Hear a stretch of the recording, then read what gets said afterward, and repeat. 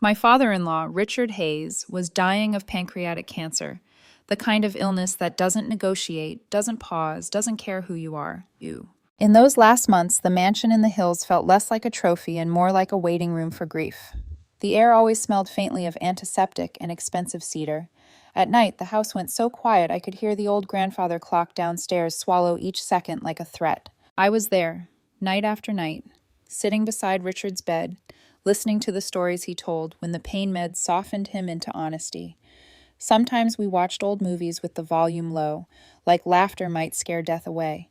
He'd squeeze my hand, weak but deliberate, like he was trying to pass me something invisible. My husband Samuel barely came, not unless he needed money for another wellness retreat, another reset, another shopping binge disguised as self-care. He'd sweep in wearing perfect cologne and a perfectly practiced expression, kiss Richard's forehead, then glance at me like I was staff. Richard saw it. He didn't say it outright, until one night, 6 months before everything collapsed. We were in his study. The whiskey was the good kind, the kind Richard only poured when he wanted the truth to have a smoother landing. He looked at me for a long time, then said quietly, "Daria, you're a good woman." I forced a small laugh. "You're drinking." Richard didn't smile. "No, I'm seeing." I didn't understand what he meant back then. I told myself it was the alcohol, the medication, the sentimentality of a sick man staring at the end. But those words stayed with me, because after Richard died, my husband didn't learn grief. He learned power. And 3 weeks after the funeral, while I was folding laundry in what used to be our bedroom, Samuel walked in with an expression so cold it could have iced over fire. "We need to talk," he said. I remember the exact shirt in my hands, a soft cotton tee I'd bought him on our second anniversary. I remember how my heart paused, like it knew what was coming before I did. I looked up and tried to smile anyway. "What's on your mind, babe?" Samuel didn't blink. "Find somewhere else to live," he said. "I don't care where. You're useless now." And in that moment, I realized something terrifying. My marriage wasn't ending because he hated me. It was ending because he finally believed he could erase me. Before my life imploded in a bedroom full of folded laundry, I was Daria Morrison, 32 years old, project operations manager for a mid-sized construction firm, the kind of woman who lived by calendars and contingency plans. I liked order. I believed effort mattered. I believed if you showed up consistently, people eventually did the same for you. That belief is how I ended up marrying Samuel Hayes. We met 7 years earlier at a charity gala his father hosted, one of those glittering events where crystal glasses never stayed empty and conversations floated just above sincerity. Samuel was charming in a polished, effortless way. Tall, well-dressed, laughing at the right moments. He made me feel chosen in a room full of people who were used to being admired. Our early relationship felt light, easy. He loved that I was grounded. I loved that he made life feel like a weekend, even on weekdays. He told me I was different from the women he grew up around, less demanding, more real. I didn't realize then that less demanding really meant less inconvenient. We married after 2 years. A tasteful wedding, mostly paid for by Richard, who insisted on covering the costs with a quiet authority that made refusal impossible. I remember Richard's toast more clearly than my vows. "Marriage," he said, lifting his glass, "isn't about who shines brighter. It's about who stays when the lights go out."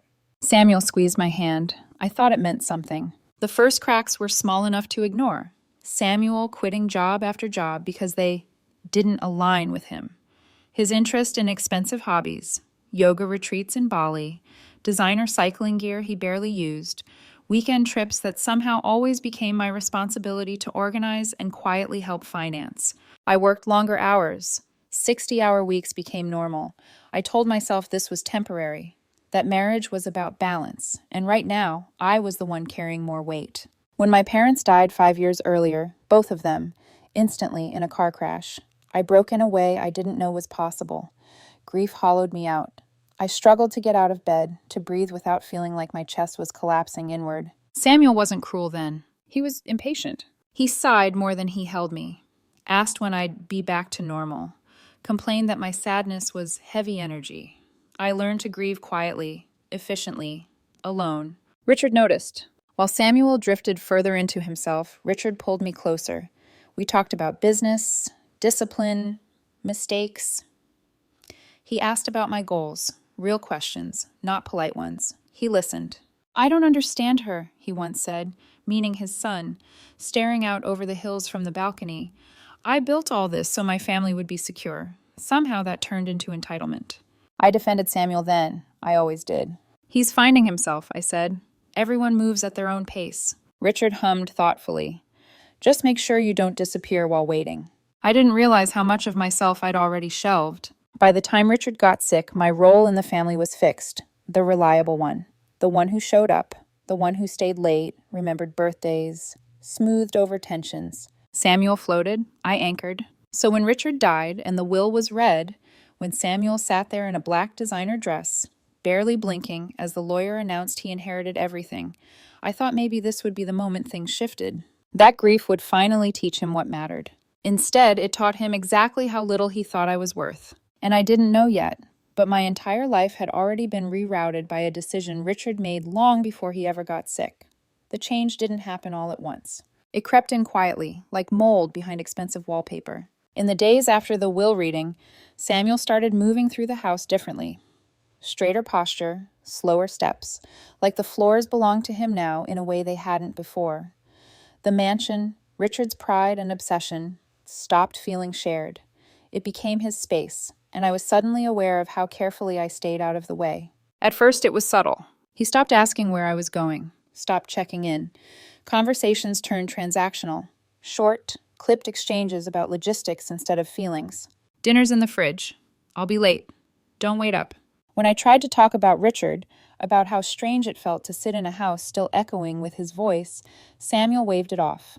"Dad lived a full life," he said, already scrolling on his phone. "Let's not dwell." But I was dwelling. I couldn't help it. At night, I still dreamed of Richard's study, of the way he'd looked at me over his whiskey glass, serious and intent. The words he'd said replayed themselves in my head like a riddle I hadn't solved yet. "You're a good woman." Samuel's brother, Marcus, started coming around more. He'd always been there in the background, smiling too wide, talking too loud, but now he was suddenly a fixture. Country club lunches, whispered conversations in corners, long afternoons where I'd come home to find them drinking in the living room, laughter cutting off the second I walked in. Marcus never hid his dislike for me. "You know," he said one evening, leaning against the kitchen counter while I cooked, "Sam's got options now." I froze, hand tightening around the knife. "What's that supposed to mean?" He shrugged. "Just saying, wealth changes things.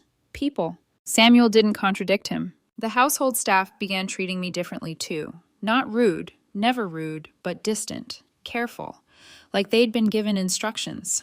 I noticed small humiliations layered into daily life. My credit card declined once at the grocery store. Samuel brushed it off as a bank glitch. Then again at a clothing store. Then again when I tried to book a work flight. "I'll handle finances now," he said lightly, like it was a kindness. "Less stress for you." The irony almost made me laugh. I started second-guessing myself constantly. Was I imagining things? Was grief twisting my perception? I told myself Samuel was under pressure, that sudden wealth came with responsibility. That adjustment took time. But the house felt colder. And Samuel's eyes, they changed when he looked at me. Less familiarity, less warmth. Like he was reassessing something he thought he'd already outgrown. One night, I overheard him on the phone in the hallway. "She doesn't get it," he said quietly. "She still thinks this is a partnership." Pause. "No, I'll handle it." I stood there, heart pounding, the words sliding under my skin like ice. Handle what? When I asked him later, he smiled, tight, practiced. "You're overthinking again," he said, pressing a kiss to my temple that felt more like a dismissal than affection. "You always do that." I wanted to believe him. I wanted to believe the man I married was still there, somewhere beneath the arrogance, beneath the sudden power. But the atmosphere in the house kept shifting, growing heavier, like the air before a storm you can't outrun. And deep down, a quiet, unwelcome thought began to form. Samuel wasn't pulling away because he was lost. He was pulling away because he'd already decided I didn't belong in the life he thought he deserved. I just didn't know yet how far he was willing to go to prove it.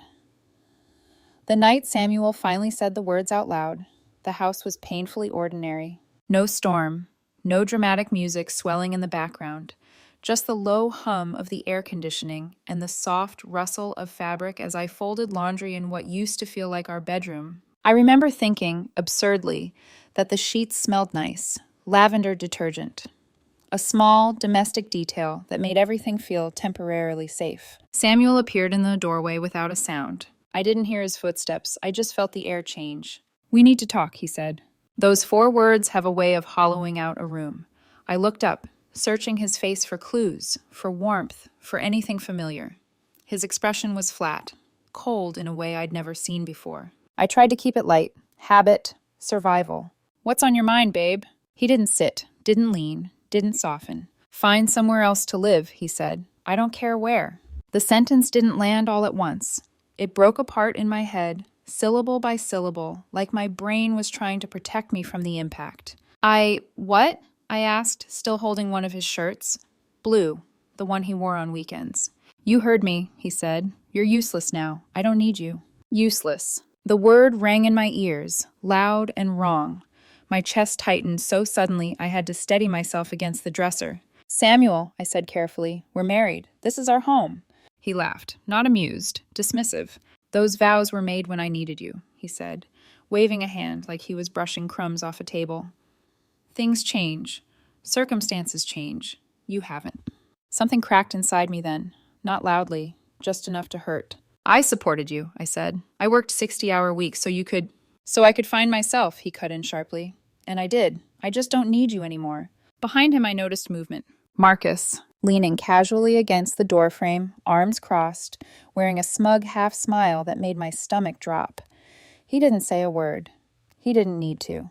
This wasn't spontaneous. This was rehearsed. I looked back at Samuel. "Is this what you really want?" He met my eyes, unblinking.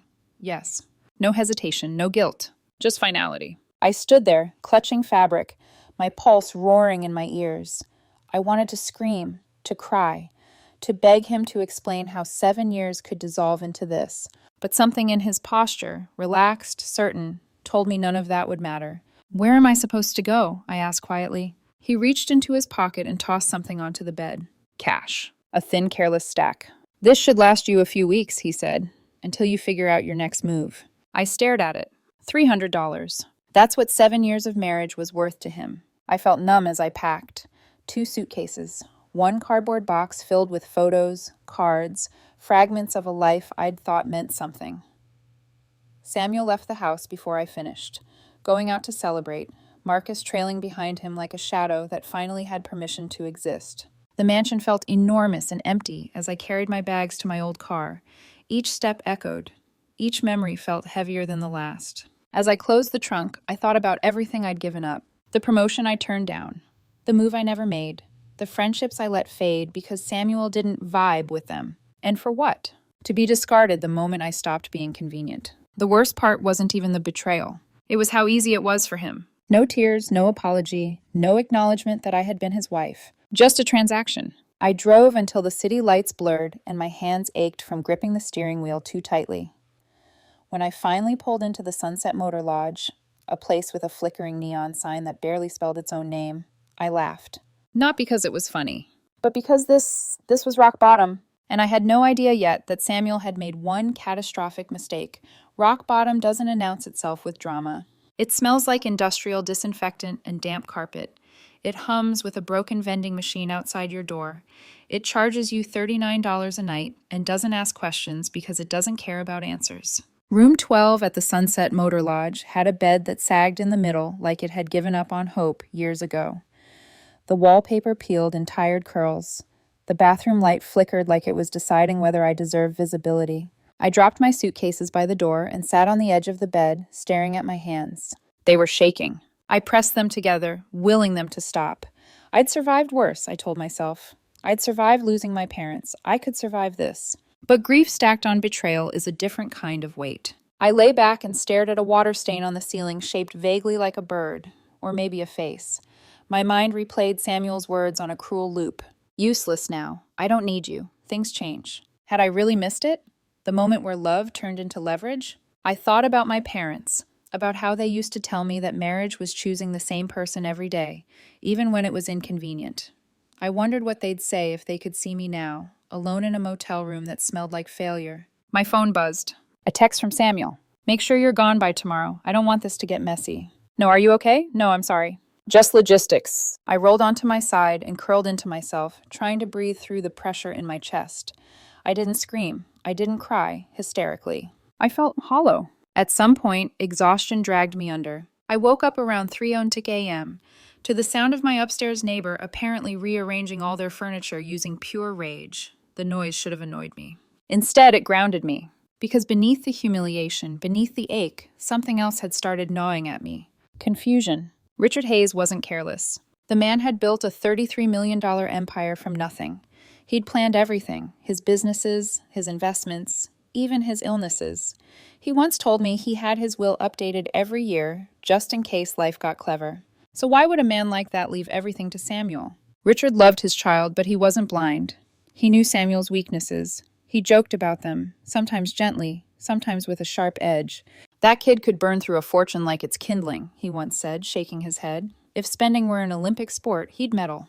I'd laughed then. Now, lying in a motel bed that creaked every time I shifted, the joke felt heavier. By dawn, I'd convinced myself I was spiraling. That heartbreak was making me invent doubts where there were none. Samuel inherited the estate. End of story. I was just the discarded spouse looking for meaning where none existed. Still, I couldn't let it go. Curiosity, desperation, maybe just the last instinct of someone who'd lost everything else. I grabbed my phone and searched for Charles Whitmore, Richard's attorney. My finger hovered over the call button longer than I care to admit. This was humiliating, calling the family lawyer like some bitter ex-wife hoping for scraps. But something in my gut wouldn't let me stop. I dialed. The receptionist answered crisply. Whitmore and Associates. Hi, I said, my voice steadier than I felt. My name is Daria Morrison. I was married to Samuel Hayes. A pause. Oh, she said. One moment, please. I waited, heart pounding, listening to the faint echo of classical music. Then, Daria, Charles Whitmore's voice came on the line, warm and surprised. I've been trying to reach you for weeks. My stomach dropped. You have? Yes, he said. Your husband told us you'd left town. Arizona, I think. Said you wanted a fresh start and didn't wish to be contacted regarding any legal matters. The room seemed to tilt. I never said that, I whispered. I've been 15 minutes from your office this entire time. Silence. Then Charles spoke, slower this time. Daria, I think you need to come in. Today. When I hung up, my hands were shaking again, but not from grief. From something else entirely. Because for the first time since Samuel threw me away, a dangerous, impossible thought crept in. What if the story I'd been told wasn't the truth at all? Charles Whitmore's office looked exactly the way power always pretends it was born. Dark mahogany walls, leather chairs that whispered old money, and silence so thick it felt curated. I stood in the reception area feeling painfully out of place. My clothes still smelled faintly of motel soap. My hair was pulled back in a way that screamed functional, not composed. I looked like a woman who had been evicted from her own life. And yet, the moment Charles saw me, his entire demeanor shifted. Daria, he said, rising too quickly from behind his desk. Thank God. That alone told me something was wrong. He ushered me inside and closed the door with a decisiveness that made my heart race. Before I could even sit, he studied my face, really looked at me, like he was confirming I was real. Samuel told us you left town, he said. Said you didn't want to be contacted. I didn't, I said. He threw me out 3 weeks ago. Charles exhaled slowly, like someone bracing themselves for impact. He walked to a filing cabinet and pulled out a thick manila folder with Richard Hayes' name printed neatly across the tab. Sit down, he said. We need to talk. I sat. My pulse thundered in my ears as he opened the folder, flipping through pages with practiced precision. Tell me exactly what Samuel told you about the will, Charles said. That he inherited everything, I replied. The house, the businesses, the money. $33 million. Charles made a sound somewhere between a scoff and a sigh. Did you attend the reading of the will? He asked. No, I admitted. Samuel said it was family business, that I didn't need to be there. And did you ever see the original document? No. That was when Charles turned the folder around. Even upside down, I could see my name. Printed, typed, repeated. My breath caught painfully in my throat. Daria Morrison, Charles said carefully, according to Richard's actual last will and testament, the one signed, witnessed, and notarized in this office, you are the primary beneficiary of his estate. The room seemed to tilt. I'm sorry, I whispered. What? The mansion, he continued. 70% of Richard's liquid assets, controlling interest in his businesses, all of it. My hands went numb. That's not possible, I said. Samuel. Samuel lied, Charles interrupted gently. He flipped to another page. Richard left Samuel $10 million, a generous inheritance by any standard. But it came with conditions. My stomach tightened. What kind of conditions? Charles adjusted his glasses. The bequest to Samuel Hayes was contingent upon his treatment of you following Richard's passing. The words settled slowly, heavily. If Samuel failed to honor the bonds of marriage, Charles read, and failed to treat his wife, Daria Morrison, with respect and dignity, the inheritance would be null and void. The assets would revert to the primary beneficiary. I felt dizzy.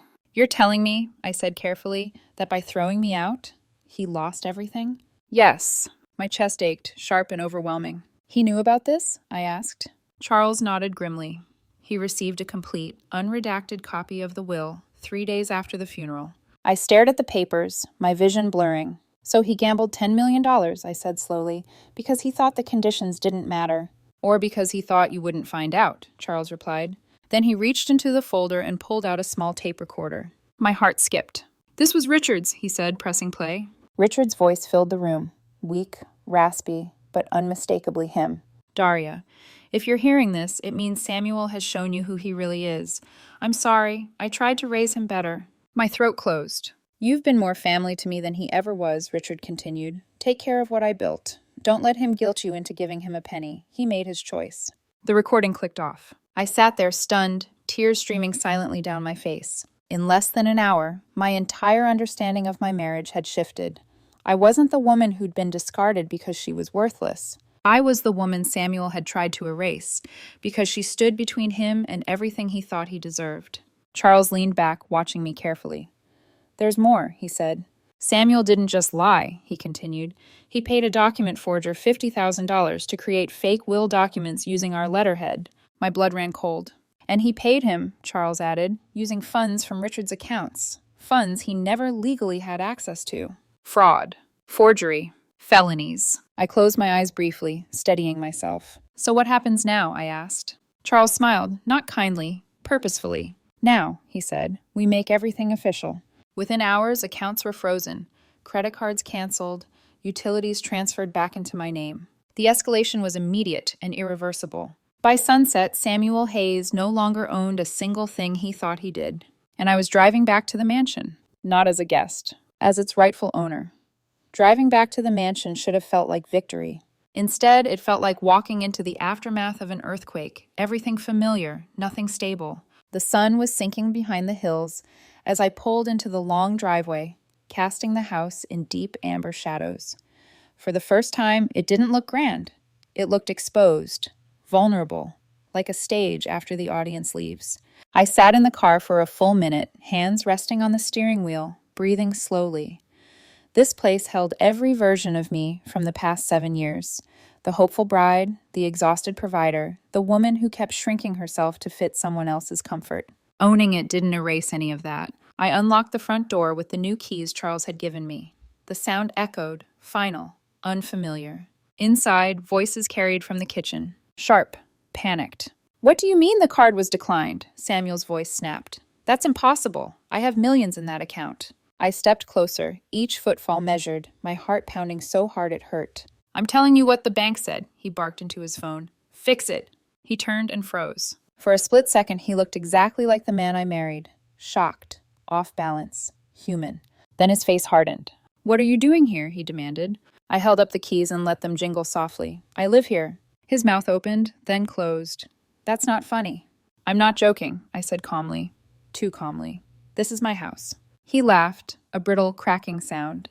You finally lost it. You inherited nothing, I interrupted. You forfeited it the moment you threw me out. The color drained from his face. That's impossible, he said. I read the will. No, I replied. You read a forgery, an expensive one, and a very illegal one. His phone started buzzing, again and again. Missed calls, notifications, the sound of his world unraveling in real time. For a moment, I thought I'd feel satisfaction. I didn't. I felt tired, so deeply tired. I walked past him, touching the counter lightly, grounding myself.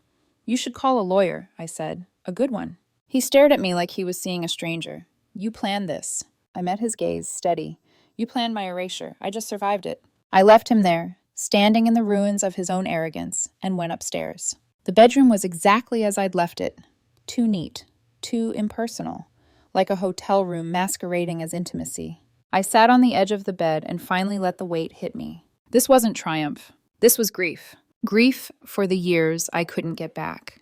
For the woman who thought love meant endurance. For the life I built around someone who never planned to protect me when it mattered. I curled forward, arms wrapped around myself, breathing through the ache. Even with the house, the money, the truth, I felt unbearably alone. That was the darkest moment. Not the motel, not the cash tossed on the bed. This, standing at the intersection of justice and loss, realizing both can exist at the same time. I didn't want revenge. I wanted peace. But peace, I was learning, sometimes requires walking through fire first. Downstairs, Samuel's phone kept ringing, and with every unanswered call, the life he stole from me fell further out of his reach. I closed my eyes and whispered, not to him, not to the past, but to myself. You are not useless. You are never invisible, and you are done begging to be seen. The real shift didn't happen when Samuel's accounts were frozen. It happened the next morning, quietly, without an audience, when I woke up alone in a house that no longer felt hostile. Sunlight streamed through the tall windows, landing on the hardwood floors Richard used to polish himself when he was stressed. I stood there in bare feet, coffee cooling in my hands, and felt something unfamiliar settle in my chest. Clarity. For the first time since Samuel threw me out, I wasn't reacting. I was choosing. My phone rang. Charles. We have a situation, he said, and an opportunity. An hour later, I was back in his office, this time showered, composed, grounded. Charles introduced me to a woman who carried herself with calm authority, Agent Martinez, federal investigator. She didn't waste time. Your former husband and his mother have been making threats, she said. Bribery, extortion, claims about exposing Richard's illegal activities unless you transfer assets back. I felt my jaw tighten. Richard never... We know, Martinez said smoothly. He'd been cooperating with us for 2 years. The words hit me harder than I expected. Richard.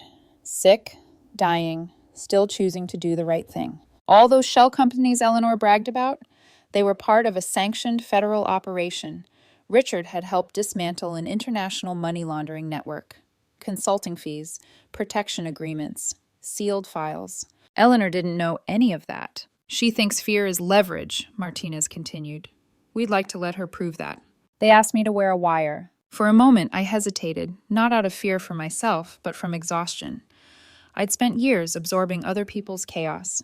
I didn't want to live in it anymore. But then I thought of Richard's voice on that recording. Don't let him guilt you into giving him a penny. I nodded. The meeting was arranged at a private lounge Samuel's family frequented. Neutral ground. Controlled environment. Eleanor arrived first. Tailored suit, pearls, expression sharp with entitlement. Samuel followed, looking smaller somehow, less certain, like gravity had finally noticed him. They didn't bother with pleasantries.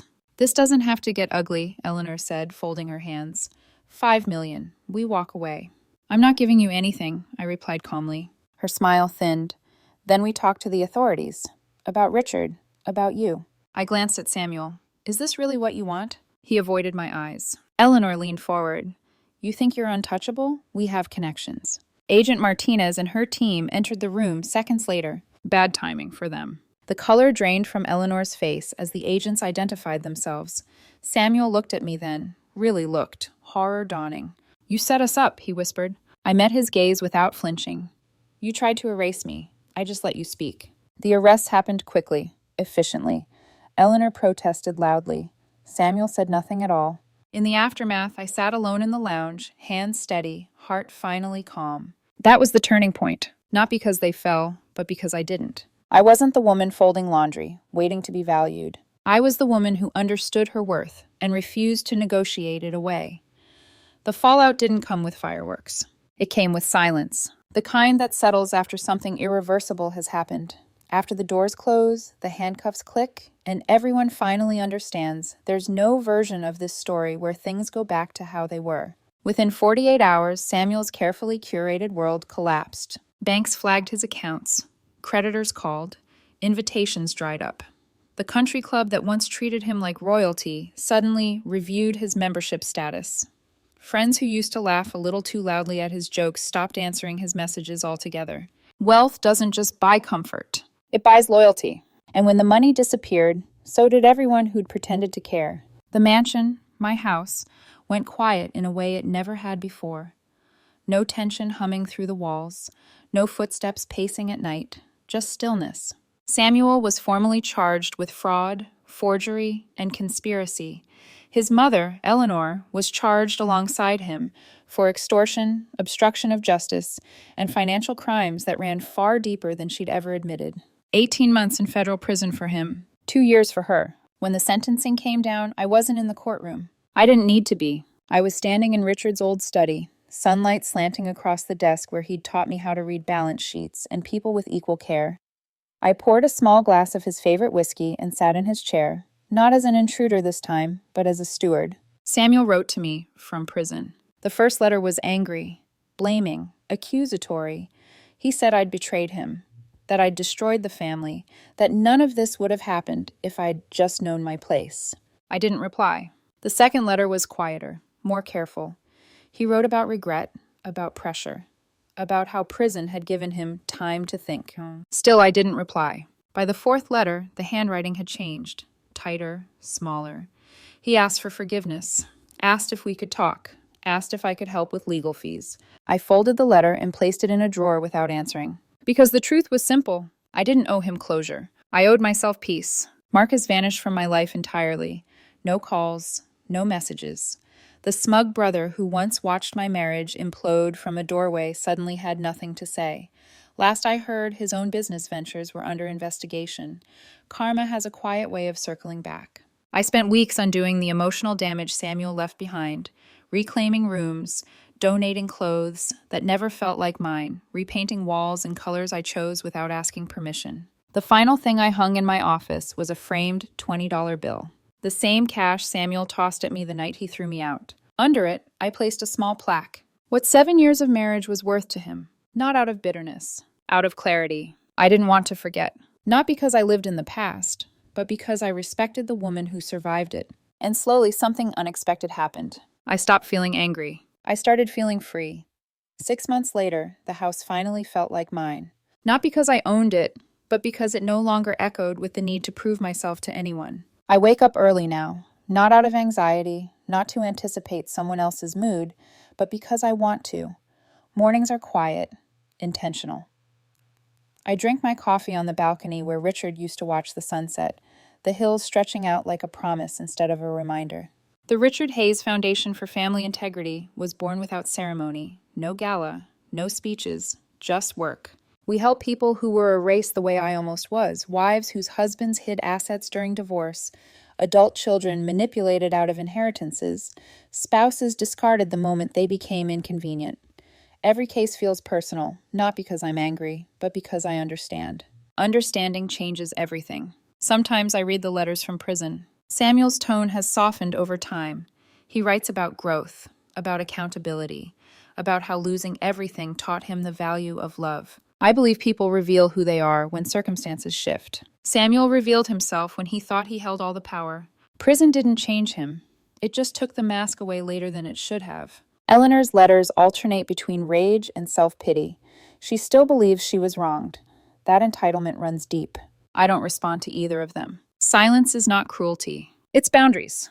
The most unexpected gift in all of this wasn't the money, or the house, or even the justice. It was the return of myself. The woman who folded laundry believing endurance was love is gone. In her place stands someone who understands that dignity is not something you earn by suffering. It's something you protect by walking away. Sometimes I think about the night I packed my life into 2 suitcases, about the motel room, the flickering light, the moment I believed I had nothing left. I was wrong. I had everything that mattered. I just hadn't claimed it yet. Richard once told me, legacy isn't what you leave behind. It's what you refuse to become. I carry that with me now, not as armor, as truth. And if there's one lesson I want you to take from my story, it's this. Never let anyone convince you that your worth is conditional. Because the moment you accept that lie, you give them permission to erase you. And you were never meant to disappear.